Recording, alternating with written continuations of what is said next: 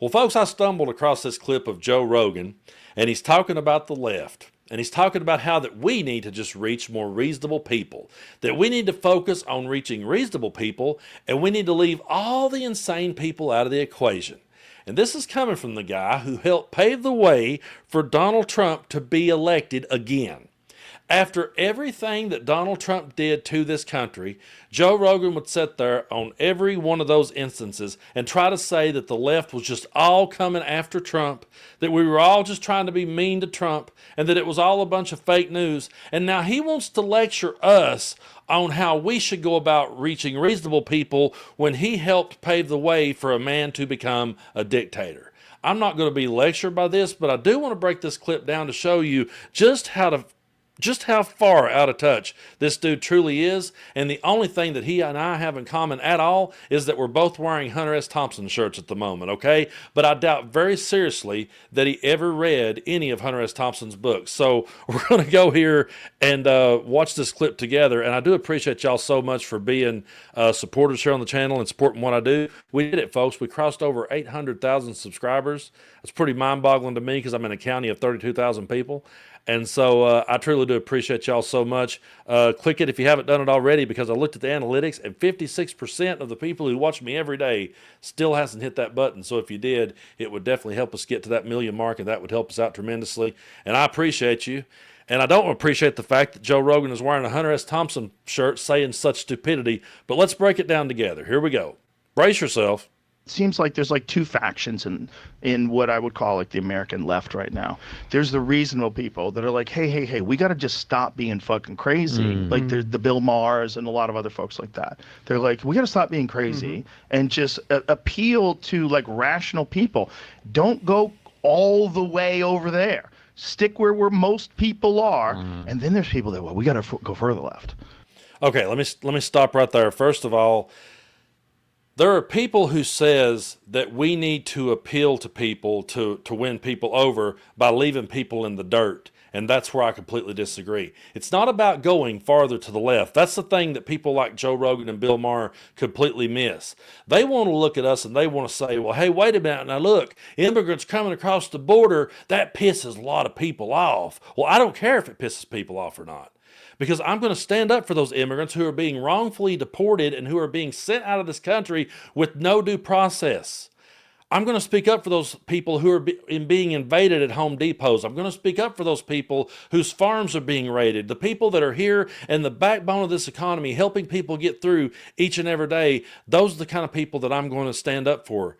And I'm not going to throw the gay and trans community under the bus just because Joe Rogan goes over here and digs up some clip of a dude in a beard and a dress and says that's what the trans community is.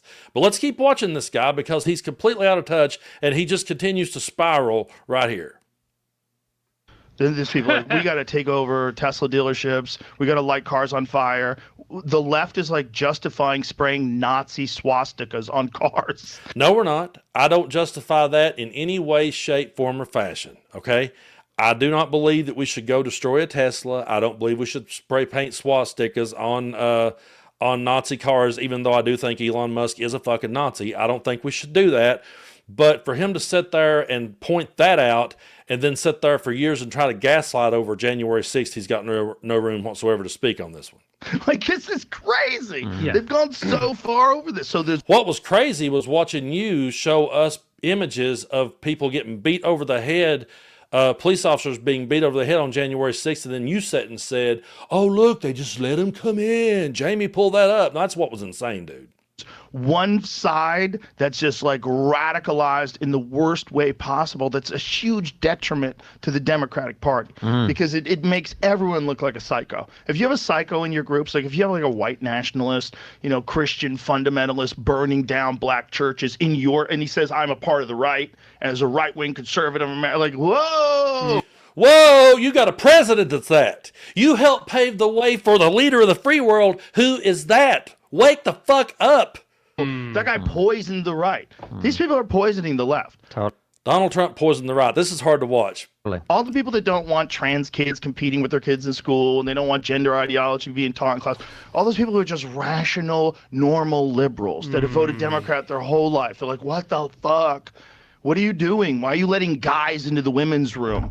This is crazy. A guy with a beard and a dress is in the women's room. This is bananas. Like, what are you doing in the name of compassion? Like, this is fucking insane. That they have to figure that puzzle out, because right now they lost to Trump, and they're in this scattered thing where they're trying to shit on everything he does, hide all.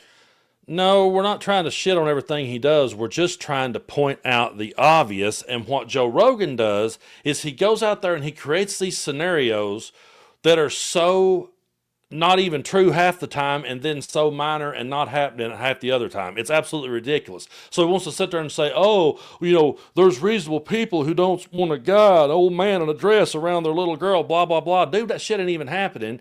And if it is, the dude in the dress with the beard, let's go ahead and give him that for a minute and say that, yeah, that's what's happening. If that's what's happening, that person is not the leader of the free world, and their extremism is not right now dominating American politics. You want to talk about the radical left, and you want to sit and criticize them all day long. Name me one person in government right now in the radical left that has power and can strip away rights from other people like Joe Rogan.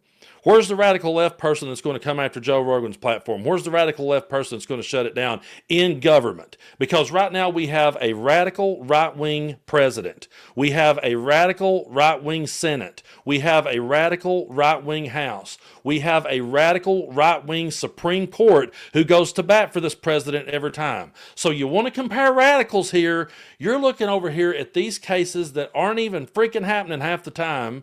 And if they are, it's so minor in the grand scheme of things, and it does so much damage to the trans community when you sit and point to things like that instead of realizing that people in the trans community are just trying to live their lives day to day, just like everybody else, trying to work a job and pay their bills, just like everybody else, trying to take care of themselves and their health, just like everybody else. And meanwhile, you got a jackass sitting there pushing all this stuff out there and saying that's what the trans community is. When's the last time that you ever seen Joe Rogan ever bring a trans person on his show and let them tell their side of the story? When have you ever heard him sit and hear him out? I did here on the channel.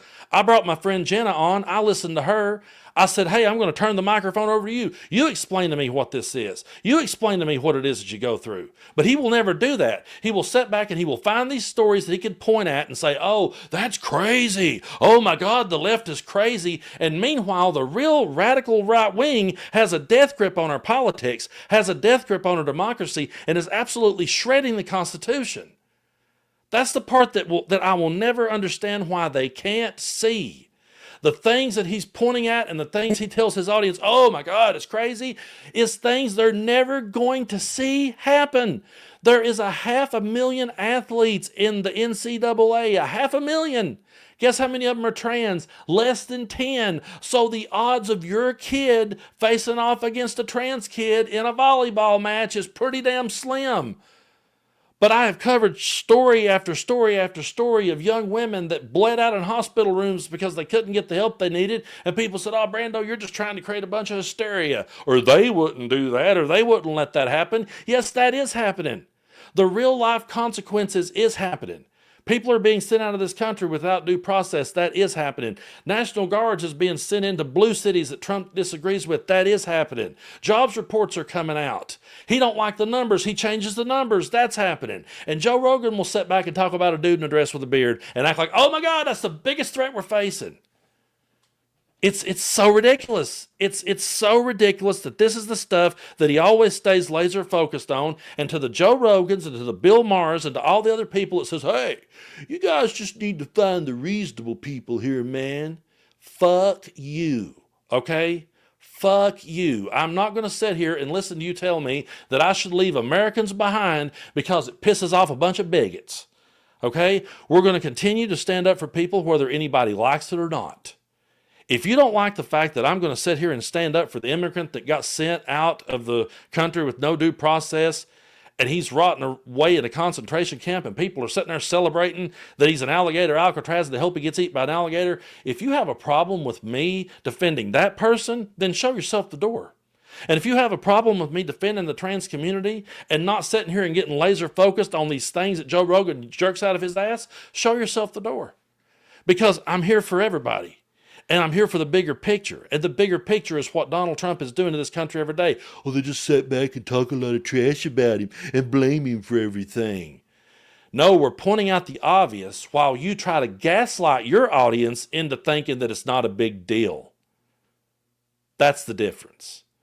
And the only thing me and that guy has got in common is we both had a Hunter S. Thompson shirt on in this video, but I don't think he's ever read a book, and if he did, he needs to go back and read them again. Because it's insane to me that they always, that's why that you never really see me go, whoa, look, Joe Rogan's making a breakthrough. No, because when they come over here to criticize the left, they criticize us for all the wrong reasons. I'm not saying, by the way, go farther to the left. That's not what I'm saying. I'm saying stand up for people, and if you want to call that going farther to the left, then you can go right on to hell for all I care. That's just how I see it. But yeah, that's the Joe Rogan clip I had to stumble across, and I'm just like, of course, that's the angle they'll take with it. And they want to talk to us about reasonable people while they help pave the way for Donald Trump. And while they sit back, Bill Maher, I went to dinner with Kid Rock and Trump, and he was not that guy behind the scenes. He was a nice guy. I don't give a damn how nice he was to you behind closed doors. It's what he's doing to our Constitution right in front of everyone's face while you sit there and get stoned. So when people like Joe Rogan and Bill Maher sober up, maybe here's the point that Joe Rogan missed in the Hunter Thompson book. Dude, you weren't supposed to stay on the drugs, okay? You were supposed to come down at some point, okay? The road goes on forever and the party never ends. That's true, but the party does end for some people. You have to wake up to that reality. You have to come down off the acid. You have to come down. You have to stop seeing the bats and realize that this guy is the single greatest threat to American democracy that ever was. And you help pave the way for it while you sit there and worried about a dude in a dress who you're never going to come in contact with anyway.